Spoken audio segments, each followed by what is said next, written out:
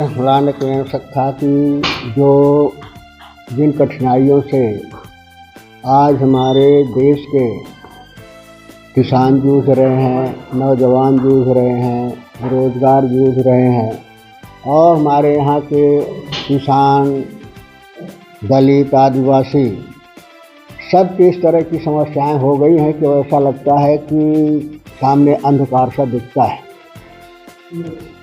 क्योंकि मोदी सरकार ने अपने कार्यकाल में बहुत अच्छे अच्छे सज्जबाग दिखाए थे, नारे दिए थे, स्लोगन दिए थे और बहुत बढ़ चढ़ करके गारंटी दी थी और ऐसा लगता था कि हिंदुस्तान के किसी भी वर्ग के लोगों के लिए कोई कठिनाइयाँ नहीं रह जाएंगी, सारा राम राज्य आ जाएगा, किसी तरह कोई दुख तकलीफ नहीं है।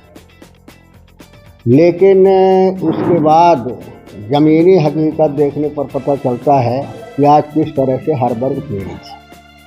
आज तात्कालिक समस्या तो हमारे यहाँ की है, दूसरे है भी जो ओला पाला पड़ा है और ओला के कारण, बारिश के कारण किसानों की बहुत अधिक नुकसान हुआ है। राई की फसल थी, उसको पूरा नुकसान हुआ है और उसका सर्वे कायदे से नहीं हो रहा है। अभी तो जैसे टीम भी नहीं पहुंची हैं, जहां सर्वे हो रहा है तो खाना पूर्ति की जा रही है। तो सबसे बड़ी समस्या तात्कालिक किसानों के सामने कि जो आपदा से जूझ रहे हैं उनको सरकार एक समय सीमा के अंदर उसका सर्वे कराए और पर्याप्त रूप में मुआवजा दिया जाए, जिस तरह से उनके फसल को बोने में जो खर्च होता है, खाद का, बीज का, पानी का, उसी के हिसाब से उनके मूल्य निर्धारित करके उनको मुआवजा दिया जाना चाहिए। ये सरकार ऐसा बन गई है, हर चीज़ में गारंटी की बात आती। पहले वादा कहते हमारा वादा है, अब गारंटी आ गई। तो सारे मसले के बाद लगता है कि झूठ के अलावा इनके पास कोई गारंटी है। झूठ की सबसे बड़ी गारंटी मोदी जी की है, उसमें कोई डाउट नहीं है और किसी तरह की कोई गारंटी नहीं है। आज किसान हमारा वहाँ बैठा हुआ है बॉर्डर पर, आप सब देख रहे हैं पिछले बार किसानों के साथ क्या हुआ। 700 किसान शहीद हुए और उनकी संवेदना तक सरकार ने व्यक्त नहीं किया। अब इस बार किसान जिस तरह से पाकिस्तान और चाइना बॉर्डर में भी उतनी सुरक्षा नहीं होती है जितनी माने किसानों को दिल्ली ना पहुंचने देने के, अपने राजधानी में जा रहे हैं, कोई अपराध तो नहीं कर रहे हैं। राजधानी में रामलीला मैदान में जा कर के सभी लोग धरना करते हैं, प्रदर्शन करते हैं, अपनी बात कहते हैं। वहाँ किसानों को नहीं दिया जा रहा है, जाने दिया जा रहा है और बड़ी बड़ी कीलें लगाई गई हैं, परमानेंट दीवारें खड़ी कर दी गई हैं। हमारे आतंकवादियों के जिस तरह से व्यवस्था नहीं होती, उससे भी कड़ी व्यवस्था किसानों को आने के लिए की गई है। और यहाँ तक तो आज सरकार को वापस लेना पड़ा। उन्होंने बता दिया कि मानिए किसान जो है आतंकवादी हैं, उनके ऊपर रासुका लगा दी। इससे बड़ा दुर्भाग्य क्या हो सकता है कि शांतपूर्ण तरीके से जो किसान सरकार के वादे के आधार पर अपनी मांग कर रहा है, अपने हक अधिकार की मांग कर रहा है, तो उसके साथ में इस तरह का सलूक किया जा रहा है। और भी कहते कि किसान है ही नहीं आतंकवादी, वो अन्नदाता जो धरती का सीना चीर करके अन्न पैदा करता है, दुनिया का पेट भरता है।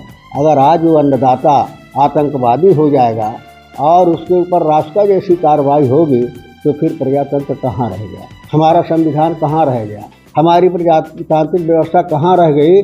जिस संविधान ने, जिस व्यवस्था ने हमें अपनी बात कहने का अधिकार दिया है, विपक्ष का एक दायित्व होता है, लोगों का दायित्व होता है, पर्सनल दायित्व होता है कि वो अपने हक, अपने अधिकार की बात कर सकता है, सरकार से मांग कर सकता है, धरना प्रदर्शन कर सकता है। ये हमारा संवैधानिक अधिकार है, प्रजातांत्रिक अधिकार है, आज जिससे वंचित किया जा रहा है। संस्थाओं से न्याय की अपेक्षा होती है कि एक सामान्य नागरिक को, किसान को, कोई भी जाए उसको न्याय देंगे।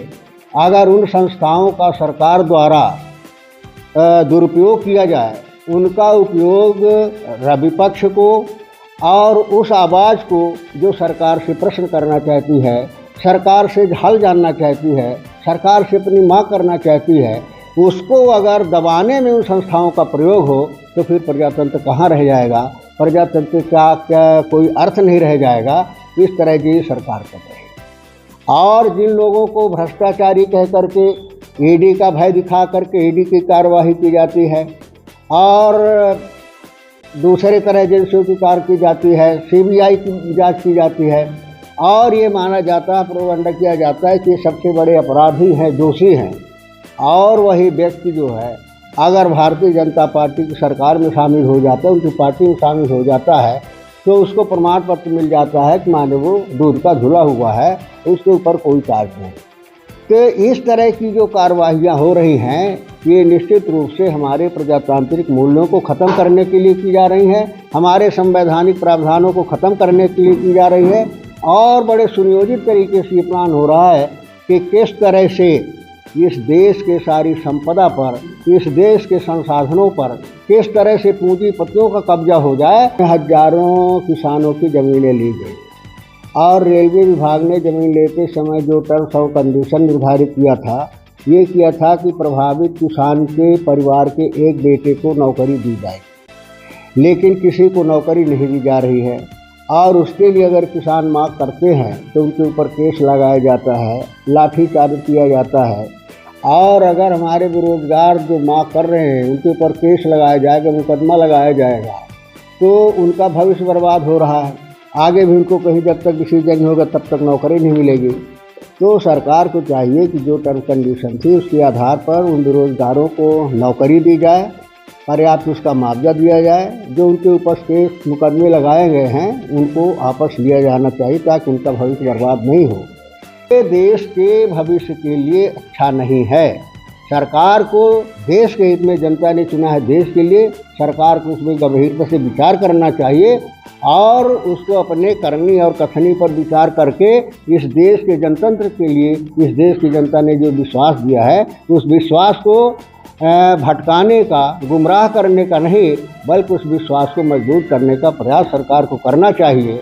और नहीं करेगी सरकार तो इस संबंध में निश्चित रूप से जन आक्रोशित हो रहा है, जन आंदोलन भी होंगे और सड़कों पर जाकर के आंदोलन होंगे। तो हम यही सरकार से चाहते हैं कि सरकार के मुद्दों पर गंभीरता से विचार करना चाहिए, उसमें काम करना चाहिए।